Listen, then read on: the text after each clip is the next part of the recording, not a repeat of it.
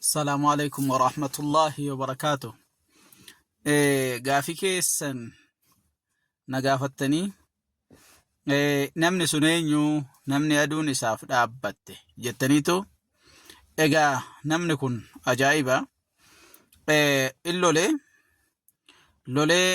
أكما أدو أهدي قلشت أدون دابنان لولي انجفتي نمني أدون دابته في ammanni lola injifatutti aduun seenuu ka hedhaabate kun eenyuunsaa waan isin ajaa'ibu.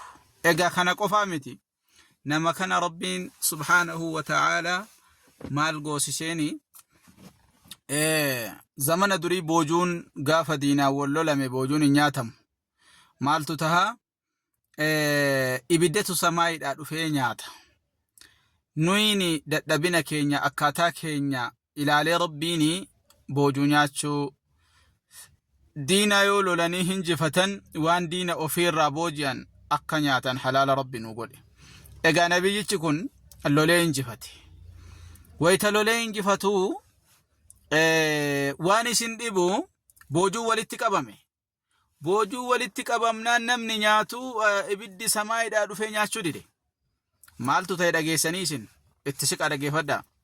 Sana booda maal jedhe nabiyyiin kun waraana isaa hunda walitti qabee hundi keessan boojuu kana keessaa namni waa dhokfate jira waan ta'eef ahdiinaa galaa jedheen.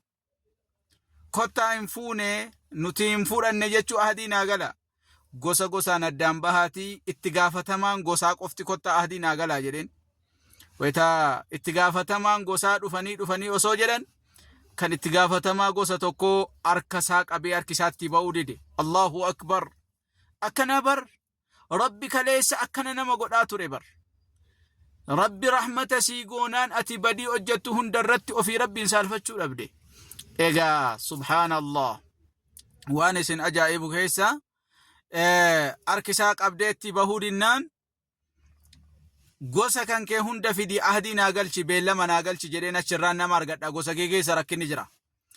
Gosa isaarraa osoo dhufee namni gartee beellama galu kan warra waa fuudhee kanama lamaadhaa harkisaa maxxantee tafte boona biyyichatti. Allahu akbar. Itti bahuu didde bar kanuma si qabee si dubbisee gadhiisu kana rabbi yoo fedhe waan fedhe akka fedhe godha boo.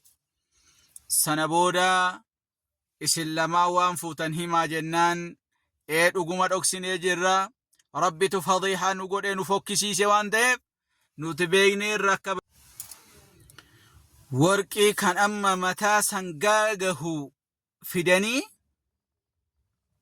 boojuu keessatti deebisan. Wayita jarri boojuu keessatti deebisu samaayiidhaa dhuftee ibiddi nyaatte. Kanatu ture. Rabbiin irraa fadhiihaa nu gochuu dhabee jennaani nuti ammoo maasiyaa hojjannu kana maasiyaa ta'uusaa wallaallee akka halaalaatti keessatti hafne. Kana ta'uun qabu namni rabbitti amane. Wassalaamu alaikum wa rahmatullahi wa barakaatuh.